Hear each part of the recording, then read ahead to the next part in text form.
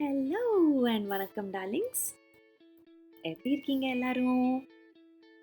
நான் இன்னைக்கு உங்ககிட்ட ஒரு அழகான குட்டியான கதையை எடுத்துட்டு வந்திருக்கேன்.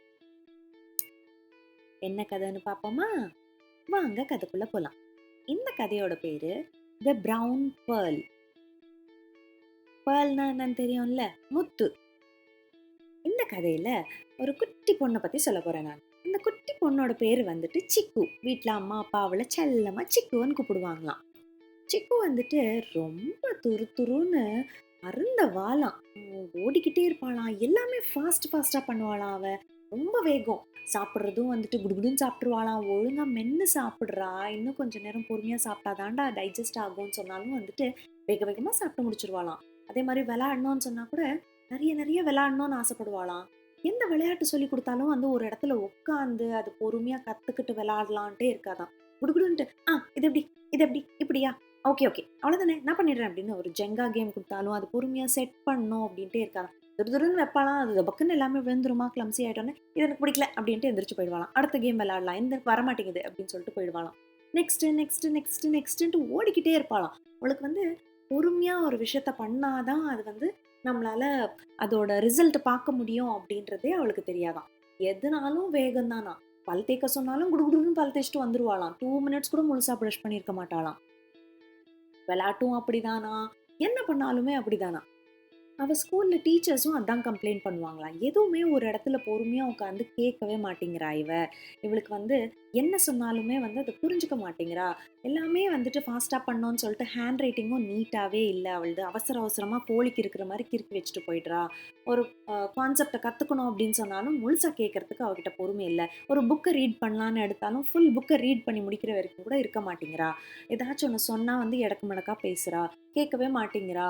நீங்க வந்து இத கொஞ்சம் கவனிக்கணும் அப்படின்னு சொல்லி என் அம்மாக்கு, அப்பாக்கு டீச்சர் வந்து கம்ப்ளைண்ட் பண்ணிட்டே இருப்பாங்களாம். படிக்க சொன்னாலும் வீட்லயும் எக்ஸாம் வருது படி அப்படின்னு சொன்னாலும், படிக்கிறதுக்கு உட்காருவாளாம். உட்காந்துட்டு, நான் படிச்சு முடிச்சுட்டேம்மா அப்படின்ட்டு ஒரு 15, 20 மினிட்ஸ்லயே ஃபுல் சாப்டரும் முடிச்சுட்டேன் அப்படின்ட்டு வந்துருவாளாம். அதுக்குள்ள என்னடா படிச்சு முடிச்ச? கூட கேட்குறேன் அப்படின்னு கேள்வி கேட்டாங்கன்னா, பாதி விஷயம் அதுல தெரிஞ்சே இருக்காதாம் அவளுக்கு. கொஞ்சம் நேரம் உட்காந்து அத கவனிக்கணும் அப்படின்றதே இருக்காதாம். பொறுமைன்றதே சுத்தமா இல்லையாம் அவகிட்ட. இவளுக்கு எப்பிட்றா நம்ம இத சொல்லிக் குடுக்க போறோம் அப்டின்ட்டு அம்மாவும், அப்பாவும் வந்துட்டு ரொம்ப யோசிச்சாங்களாம். எதுவும் தெரியலையாம். சரி பாப்போம். போக போக வளர அவளே கத்துப்பா அப்டின்ட்டு ஃப்ரீயா விட்டுட்டாங்களாம். ஒரு நாள் வந்து அவ விளையாடிட்டு இருக்கும்போது பேக் யார்ட்ல அவங்க அப்பா வந்து ஏதோ கார்டன்ல வேல பார்த்துட்டே இருந்தாராம்.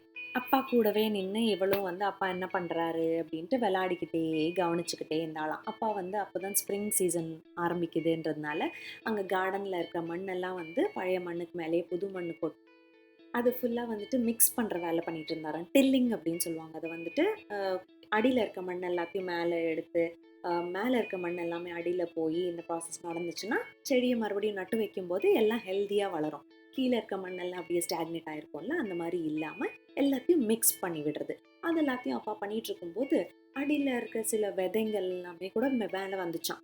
மேல வந்தப்போ இவ பார்த்தாளாம். இவளுக்கு ஆக்சுவலி கார்டனிங்னா கொஞ்சம் இன்ட்ரெஸ்ட்டாம். செடியெல்லாம் பார்க்கறது ரொம்ப பிடிக்குமா, செடிகிட்ட பேசுறது ரொம்ப பிடிக்குமா, அந்த ஃப்ரெஷ் பூவெல்லாம் நெறைய வச்சிருப்பாங்களாம் அவங்க வீட்ல. அந்த ஃப்ரெஷ் சென்ட் வரும்ல, பூவோட வாசனைலாம் வரும்ல, அது ரொம்ப பிடிக்கும்ன்றதுனால நெறைய நேரம் கார்டன்ல மட்டும் ஸ்பெண்ட் பண்ணுவாளாம். அங்க ஒரு ஊஞ்சலும் கட்டி வச்சிருப்பாங்களாம். கார்டன்ல வந்துட்டு செடிக்கு கொஞ்சம் தண்ணி விடுறது, அந்த ஊஞ்சல்ல விளையாடிக்கிட்டே அந்த ஃப்ரெஷ் சென்ட்ஸ் எல்லாம் வந்துட்டு அப்படியே ஸ்மெல் பண்றது, இன்ஹேல் பண்றதெல்லாம் அவளுக்கு பிடிக்கும்ன்றதுனால, அங்க கொஞ்சம் நேரம் டைம் ஸ்பெண்ட் பண்ணுவாளாம். அப்படி இருக்கும்போது, கீழ அந்த மண்ணுல வந்துட்டு ஏதோ ப்ரவுன் கலர்ல இப்படி ரவுண்டா இருக்கிற மாரி பார்த்தாளாம். ரவுண்ட் இல்ல, கொஞ்சம் ஓவல் ஷேப்ல இருக்கிற மாரி. "என்னப்பா இது?" அது ஒரு கொத்தா இருந்துச்சாம் அப்படியே. "என்னப்பா இது?" அப்படின்னு கேட்டப்போ, அப்பா வந்து சும்மா அவகிட்ட சொன்னாராம், "இது வந்து ப்ரவுன் பேர்ல்ஸ்" அப்படின்னு சொன்னாராம். "அ என்னப்பா பேர்ல் எல்லாமா இருக்கு நம்ம கார்டன்ல?" அப்படின்னு கேட்டாளாம். "ஆமாடா, இது வந்து ஒரு ப்ரவுன் பேர்லு. நீ இத எடுத்து பத்திரமா வந்துட்டு அத வளர்த்தன்னு வச்சுக்கோ, ஒரு தொட்டியில போட்டு அத பாதுகாத்து பார்த்துக்கிட்ட அப்படின்னு சொன்னா, இதுலேருந்து ஒரு பியூட்டிஃபுல் ஜெயண்டான ஒரு பெரிய ஒரு ஆ ஒரு சர்ப்ரைஸ் வரும் உனக்கு அப்படின்னு சொன்னாராம். அப்படியா? சர்ப்ரைஸ் வருமா இதுலேருந்து? ஐயோ! நான் பண்றேன் அப்பன்னா. இது என்ன வித்தியாசமா இருக்கு. இத்தன நாள் நான் பார்க்கவே இல்ல. நான் பண்றேன். என்ன பண்ணணும் சொல்லுங்க அப்படின்னாளாம். முதல்ல ஒரு தொட்டி எடுத்து அதுல மண்ணு போட்டு, அதுல இந்த விதைய வச்சுட்டு நீ வந்து தண்ணி விடணும் லைட்டா அதுக்கு. அப்புறம் வரணும். பொறுமையா வரும் அது அப்படின்னு சொன்னாராம். இவளும் வந்து உள்ள குடுகுடுன்னு ஓடி போய் அம்மா கிட்ட, "அம்மா, அம்மா எனக்கு ஒரு குட்டி தொட்டி தாங்க. அப்பா இந்த விஷயம் சொன்னாரு. ஏதோ ஒரு சர்ப்ரைஸ் வரப்போதா. நான் அது என்னன்னு பார்க்கணும். எனக்கு ஒரு குட்டி தொட்டி தாங்க" அப்படின்னு சொல்லி கேட்டாளாம். அம்மாவும் வந்து சரின்னு சொல்லிட்டு அவளுக்கு கராஜ்லேருந்து ஒரு குட்டி தொட்டி எடுத்து குடுத்தாங்களாம். எடுத்து குடுத்த உடனே வெளியில போய் அப்பா கிட்ட கொஞ்சம் மண்ணு கேட்டு, அந்த மண்ணெல்லாம் எடுத்து போட்டுட்டு, எப்படி போடணும், எவ்வளோ போடணும் எல்லாத்தையும் அப்பா கிட்ட கேட்டு, அழகா அந்த விதையும் அதில போட்டு வச்சாளாம். வச்சுட்டு என்ன பண்ணாளாம், கொண்டு வந்து வீட்ல வச்சு ஹால்ல வச்சுட்டு உட்காந்துக்கிட்டு, அது பக்கத்திலேயே உட்காந்து பார்த்துக்கிட்டே இருந்தாளாம். ஒரு 5 மினிட்ஸ் உட்காந்து பார்த்தாளாம். அப்புறம் ஒரு 7 மினிட்ஸ் ஆச்சாம். "என்னம்மா 7 மினிட்ஸ் ஆயிடுச்சு. நானும் டைம் பார்த்துட்டே இருக்கேன். பொறுமையா வெயிட் பண்ணேம்மா. ஒண்ணுமே வரல. அதனால தான் விரல் விட்டு நோண்டி பார்த்தேன். ஒரு வேளை அது உடைஞ்சு போச்சு போல இருக்கு" அப்படின்னு சொல்லி சொன்னாளாம். அம்மாக்கு சிரிப்பு வந்துருச்சாம். "பட்டு அது அப்படி கிடையாதுடா" அப்படின்னு சொல்லிட்டு கைய பிடிச்சுக்கிட்டு வந்து உட்காந்து எக்ஸ்பிளைன் பண்ணலாம். ஏன்னா இவளுக்கு கார்டனிங்ல இன்ட்ரெஸ்ட் இருக்கு. இப்போ இத சொன்னா சரியா இருக்கும் அப்படின்னு சொல்லிட்டு அம்மா நிதானமா எக்ஸ்பிளைன் பண்ணாங்களாம். எல்லாமே வேகமா நடக்கணும்னா அப்படி நடக்காது சிக்கு. இது வந்து நீ டிவில பார்க்குற ரீல்ஸ் மாரியோ, இல்ல நீ விளையாடுற விளையாட்டு மாரியோ கிடையாது. ஒரு 10 செகண்ட்ல, ஒரு 2 நிமிஷத்துல எல்லாமே நடந்துடுறதுக்கு, எல்லாத்துக்கும் ஒரு ப்ராப்பர் டைம் இருக்கும். அந்த பர்ட்டிகுலர் டைம் வரைக்கும் நம்ம வெயிட் பண்ணோம். அதுக்கு பண்ண வேண்டிய வேலைலாம் நம்ம கரெக்ட்டா பண்ணோம் அப்படின்னு சொன்னா தான், ஃபைனல் ரிசல்ட் வந்து பியூட்டிஃபுல்லா ஒண்ணு கிடைக்கும் நமக்கு. அப்படின்னு சொன்னாங்களாம். அப்பயும் அவளுக்கு சரியா புரியலையாம். "ஆ அப்பன்னா ஒரு 10 மினிட்ஸ் வெயிட் பண்ணட்டுமாம்மா? அப்போ ஓகேவா?" அப்படின்னாளாம். "இல்ல சிக்கு, நான் உனக்கு புரியிற மாரி சொல்லட்டுமா?" அப்படின்னாங்களாம். "ஆ" அப்படின்னாளாம். "இப்போ அப்பா உனக்கு குடுத்த ஒரு ப்ரவுன் பேர்ல் மாரி தான் வந்துட்டு, என் வயித்துலயும் ஒரு பேர்ல வந்து டாக்டர் மானிட்டர்ல காட்டுனாங்க. அதுதான் வந்துட்டு நீ" அப்படின்னாங்க.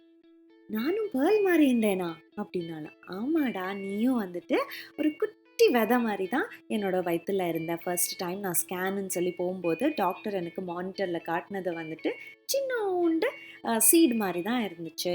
அதுக்கப்புறம் அது எவ்ரி டே நான் ஹெல்தியா சாப்பிட்டு, நல்லா ரெஸ்ட் எடுத்து, நல்லா எக்ஸர்சைஸ் பண்ணி, ப்ராப்பரா மெயின்டெயின் பண்ணதுக்கப்புறம், ஒரு 6 மந்த்ஸ் கழிச்சு திரும்ப நான் வந்து செக்கப் போனப்போ, ஒரு குட்டி பேபி மாரி பார்த்தேன் ஸ்க்ரீன்ல. அந்த பேபிய நான் நேர்ல மீட் பண்றதுக்கு மொத்தமா எனக்கு 10 மந்த்ஸ் ஆச்சு தெரியுமா?" அப்படின்னாங்க. "10 மந்த்ஸ் ஆச்சா?" அப்படின்னு கேட்டாளாம். ஆமா.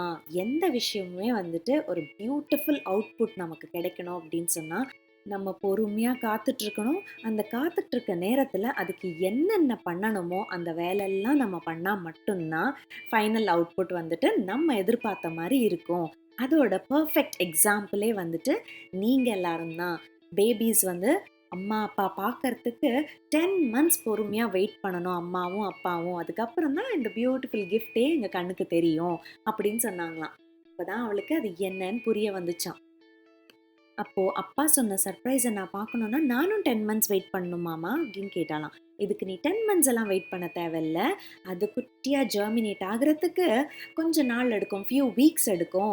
அதுக்கு நீ ப்ராப்பரா தண்ணி ஊத்தி, அத வெயில்ல வச்சு, அத செக் பண்ணிட்டே இருந்த அப்படின்னு சொன்னா, ஒரு 2, 3 வீக்ஸ்ல வந்துட்டு அழகா ஜெர்மினேட் ஆயி வரும். சின்னதா துளிர் விட்டு இலைலாம் வரும். அதுக்கப்புறம் அது பெரிய பிளான்ட்டா வளர்றதுக்கு ஒரு 2 மந்த்ஸ் ஆகும்.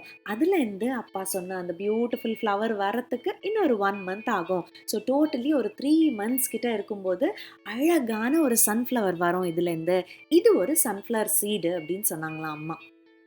அவளும் வந்துட்டு அம்மா சொன்னத கேட்டுக்கிட்டு, "ஓகேம்மா நானும் வெயிட் பண்றேன்" அப்படின்னு சொல்லி டெய்லி வந்துட்டு அதுகிட்ட பேசுவாளாம். அந்த செடிகிட்ட.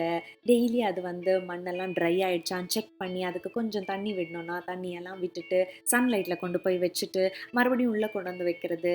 எல்லாத்தையும் பண்ணிக்கிட்டே இருந்தாளாம். ஒரு 2 வீக்ஸ் கழிச்சு அழகா ஒரு துளிர் பார்த்தாளாம் அவ. அந்த துளிர் பார்த்ததும் அவளுக்கு ரொம்ப ஹாப்பி ஆயிடுச்சாம். "அம்மா நான் பொறுமையா வெயிட் பண்ணதுக்கு எனக்கு ரிசல்ட் கிடைச்சிருக்கு பாருங்க" அப்படின்னு ஹாப்பியா கொண்டாந்து காட்டினாளாம். அதுக்கப்புறம் அம்மா சொன்னாங்களாம், "இது மட்டும் பத்தாது, நீ இன்னும் பொறுமையா இருந்தனா, இதுலேருந்து இன்னொரு பியூட்டிஃபுல் ஃப்ளவர நீ பார்க்கலாமே" அப்படின்னு சொன்னாங்களாம். "ஆமாம்மா நான் கண்டிப்பா வெயிட் பண்ணுவேன். டெய்லி இதுகிட்ட பேசிட்டு ஜாலியா டைம் ஸ்பெண்ட் பண்ணி 3 மந்த்ஸ் வெயிட் பண்ண போறேன்" அப்படின்னு சொன்னாளாம். அப்படி அவ 3 மந்த்ஸ் வெயிட் பண்ணி அழகான சன்ஃப்ளவர் பார்த்தாளாம். அதுக்கப்புறம் அது ரொம்ப புடிச்சு போயி, சன்ஃப்ளவர் சீட்ஸ் எல்லாம் கலெக்ட் பண்ணி அழகா அவ பேக் யார்ட்ல பியூட்டிஃபுல் சன்ஃப்ளவர் கார்டனே செட் பண்ணிட்டாளாம் அவ. இப்படி பண்றதுனால அவ பொறுமைன்ற விஷயத்த நல்லாவே கத்துக்கிட்டாளாம் லைஃப்ல. நீங்களும் வந்துட்டு இந்த மாதிரி பொறுமையா இருக்க கத்துக்கணும். எல்லாமே நமக்கு ஃபோன்ல வர ரீல்ஸ் மாரியோ, இல்ல ஏதாச்சும் ஒரு குட்டி வீடியோ கேம் மாரியோ வேக வேகமா நடக்கணும்னா நடக்காது. எல்லாமே நிதானமா பண்ணோம்னா அதுக்கான பலன் சூப்பரா கிடைக்கும். பேஷன்ஸ் ரொம்ப ரொம்ப முக்கியம். இததான் தமிழ்ல அழகா சொல்லுவாங்க, பொறுமை கடலினும் பெரிது. கடல் எவ்வளோ பெருசா இருக்கு, அதை விட அதிகமா இருக்கணுமா நமக்கு பொறுமை ஒரு விஷயத்த அடையறதுக்கு. புரிஞ்சுதா குட்டீஸ்? சரி, நீங்க என்ன பண்ணிட்டு இருந்தீங்களோ அதை போய் ஹாப்பியா கண்டினியூ பண்ணுங்க. நான் இன்னொரு அழகான கதையோட உங்களை வந்து சந்திக்கிறேன். அது வரைக்கும் டேக் கேர் அண்ட் பாய் பாய் என் செல்ல குட்டீஸ்.